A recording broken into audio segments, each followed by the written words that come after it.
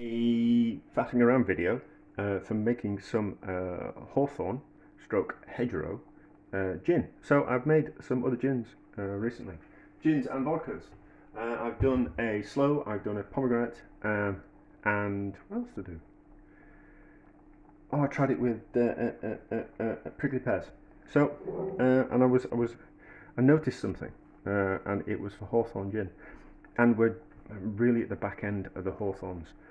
So they are probably a little like a month past the best. So, but I don't want to have to wait until next year. Like 12 months before I can make this again. So we're going to risk it for a biscuit and see if we can make some Hawthorn gin. I have collected the Hawthorns, but some are good, some are not so good. And I'm going to go on the idea of what my friends recommend when you're making fruit gins.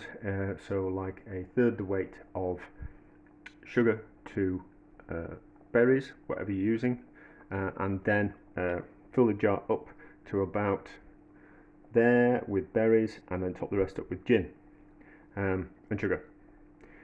So then, they say that's kind of quite a good ratio. And I don't like things too sweet. And we're actually making aperitif more than a liqueur.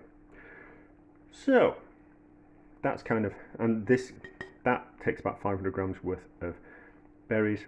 Maybe we'll be down to oh yeah. So, and also some of these are they're a little bit dry because we're at the end of the season, so they've lost some of the moisture. So that's going to kind of affect it as well. So I need to go through all these berries, which is kind of quite difficult because some you kind of think these are going to be okay. I've washed them and they're a little bit shiny, but some are going to be good, some are going to be not so good. So and I don't want to put the bad ones in, so I'm going to have to go through all these by hand, which is not what I want us to do.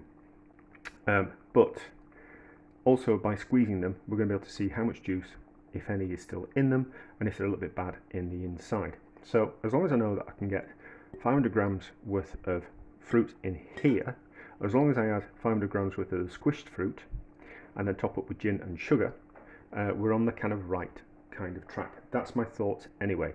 Although they dried out slightly, so the recipe's going to be a little bit, I don't know. But they're drying out, so they'll be a little bit sweeter. So I don't kind of know. But it's a have a go, and then kind of see how it turns out. So I don't know if you can see, but we'll just give that one a squeeze. So that fruit, it's nice and yellow on the inside. So that's okay. So that fruit's okay. And we'll be able to tell that any kind of dark red fruits like that are going to be okay.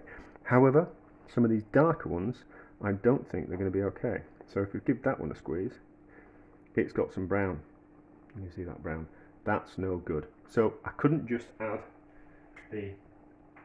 all those fruits to that jar without the risk of putting some bad ones in, which is not what I want. It's going to affect the flavour. And also we need to kind of go through and get all these bits out. So that one's going to be no good. So they can all go in the compost, but the good ones can get squished and put in a jar. Yes, I think that's it. So that's going to be a lengthy process. But I'm going to listen to a podcast. I'm going to do that, and I'll thoroughly be able to entertain myself. This is for another video. It's just that I can't be arsed moving the camera and the lights and things. So we'll go through this. Clean jar, because it's got a bit of leaf in there now. So clean jar, and then won't cut, and then we're back at the next stage. Yeah, and it's cheap gin. And I also need some cheap gin because I think some of the pomegranate stuff that I made requires a bit more gin. So, and hopefully I will use all the gin in the pomegranate stuff and the Hawthorn stuff, and I won't be tempted to have myself a gin tonight when I come home from swimming. Although I'm not doing anything tomorrow, apart from a bit of prep. But anyway, that's what I'm doing. I'm faffing. I should be talking. I'm talking when I should be cracking on with things. I've been through the fruit. Oh, that was a job and a half. I've got 300 grams worth of the fruit in there. So a third of the weight of the fruit is 100 grams worth of sugar. I might put more fruit and sugar in this jar. I just kind of want to see what kind of level the gin gets up to. So we'll just give it a swish around, because I want it to be alcoholic, you know. I don't want it to be like, oh, I should have really weighed how much gin I was putting in. It's not a set recipe. So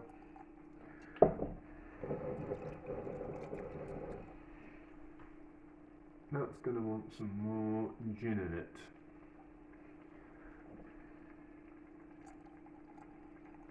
I don't think I want to put any more. I don't think I want to put any more fruit in. That's about a third of a bottle of gin put in there. So if I put too much more fruit in, it might, because I've squished the fruit. I don't know. No, I think that'd be good. I think that's a good amount. I've got a bit more fruit in another jar, and then I've got a little bit more fruit to go through. But I think that'll be kind of like a good amount. I don't want to. I want the option to be able to add a little bit more gin if needs be. If I taste it in a month or in a few days and it's a little bit weak, I'd like to be able to put some more gin in and see kind of how it turns out. So I think that's what I'm going to do. Yeah, that's about right. I don't know. Let's measure. Let's measure how much gin I've put in, and then we've got a proper recipe, haven't we? And then we can know if we need to add more or less if we make it again. If it's nice, although I made the fruit leather last year out of Hawthorn Berries, and it was nice. So yeah, so 300 milliliters. Yeah. So let's go up to. So we'll put in 400 milliliters of gin has gone in that. So 300 grams of fruit, 100 grams worth of sugar, and then 400 milliliters worth of gin. So I think that's about right. We can always faff around. If it's a little bit more ginny, I love the smell of gin. If it's a little bit more ginny than it wants to be, we can always kind of quite change it. I'm just concerned if I put more fruit in.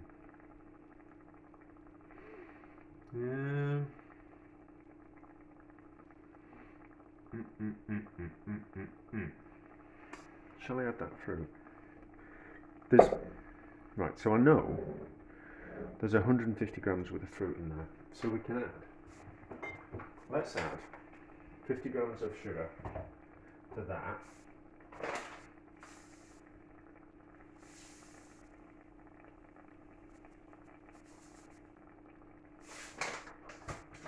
Too much.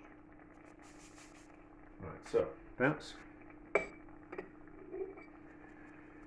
that's the right amount of sugar for that amount of fruit. So that's a third of that. So we want about 150 ml of gin into that, and then if we can put it all in the same jar. No, I don't think all that's going to fit. No, let's just measure out 150 ml of gin. If I can see where that's the only problem. And it doesn't even come up to 150 ml. Let's weigh it. Talk about faffing around.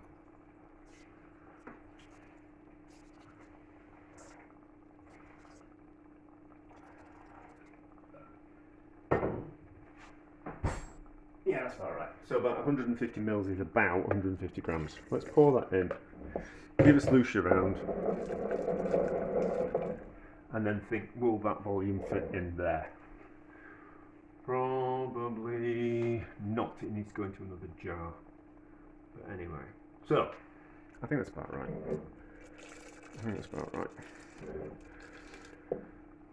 I've got a little bit more fruit, but I'll just have a bit of faff around, and we'll kind of see how it goes. But I think that's about right. A right kind of recipe, and right kind of ratio of fruit. And we'll have a look at it tomorrow and see what it turns out like. Yes, that's what we'll do. I know what I'm doing now. No, I don't. I'll change my mind again. So I have got. I've done all the Hawthorn berries, and I've got more in the two jars. They'll fit in the one jar together. So there's about a litre litre and a quarter. So I'm going to put it into another jar altogether. I think that's going to be the best bet. Rather than having lots of... Ooh, need to swish that out. Rather than having 2 half jars or 1 smaller jar and 1 bigger jar, I think it needs to be all in 1 jar together. But what we'll do is we'll just see ever preferred, eh? Just pour that bit of gin in there that was from the top. Give this a shake and then we'll get all the sugar out the bottom. Yeah, so I made fruit leather last year with Hawthorn berries, and it was surprisingly nice. It's full of pectin. Is Hawthorn berries. There's loads of pectin in it, so it sets really kind of quite solid, and it's quite an interesting kind of flavour. Not something that you'd expect from something that you just pick from a hedgerow. So I'll give that one a shake up as well. Just all the sugar, and also giving it a shake will start the flavour coming out of the Hawthorns. So kind of quite curious, but anyway, so that's most of the sugar out. They'll settle down to the bottom, and then we'll get an idea if I even need to add any more gin. The lid that I've got for it's a bit old, and I always get a bit concerned when using alcohol and or acid or sugar or salt with metal lids in glass jars. So what I'm going to do is I'm just going to put a bit of plastic wrap cling film just in between the sugar, the fruit and the alcohol, because the fruit will be a little bit acidic and I don't want it to eat into the metal of the lid and ruin everything. So a little bit of plastic and then lid on top, and then we'll see how that is in a few weeks' time. Yeah, I think that's about the right amount of gin. I'm just kind of curious. So what was the recipe? The recipe was 300 grams worth of fruit, 100 grams worth of sugar, and 400 millilitres worth of gin. And I think that'll be good. Fingers crossed. Just a bit of fun though, isn't it? Right, so had almost 24 hours of it soaking, and it looks like the fruit have soaked up the alcohol, and that's why it's floating at the top. It's taken on a bit of a nice colour. I think it'd be a nice golden colour when it's ready. I'm going to have to keep an eye on it, because I think if the fruit's going to be floating at the top of the liquid, there's a danger that a bit of yeast or bacterial growth will want to grow on top of the fruit. So it might just need shaking up every few days just to stop that from happening. Hopefully the fruit will sink down to the bottom, hopefully, but I'll keep an eye on it for a few days and see what's happening with it, and then leave it in the cupboard for a few months and then see how it turns out. Maybe I should taste it. Oh, it's kind of quite interesting. So I mean, it's had essentially at the moment it's just going to be sweet gin with a little bit of a flavour to it, but it's kind of be quite interesting to see. Yeah, it's taken on a lovely colour.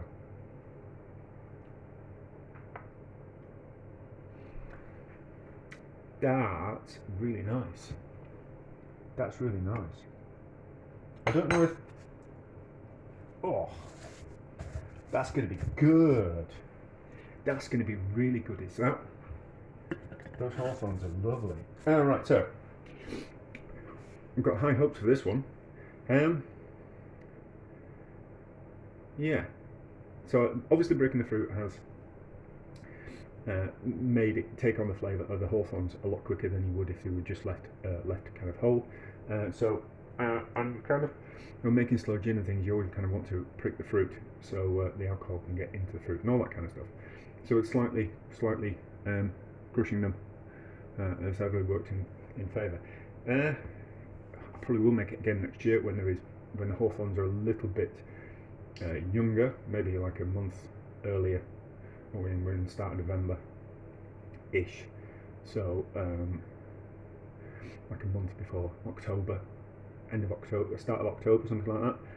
We'll make it again next year, and we'll just crush the fruit slightly, maybe with something like a potato masher on a level, just to kind of get it going. But yeah, that's going to be nice, isn't it? But anyway, I'm ranting. I'm waffling, and I should stop because it's going to be. We're going to leave it for a few months.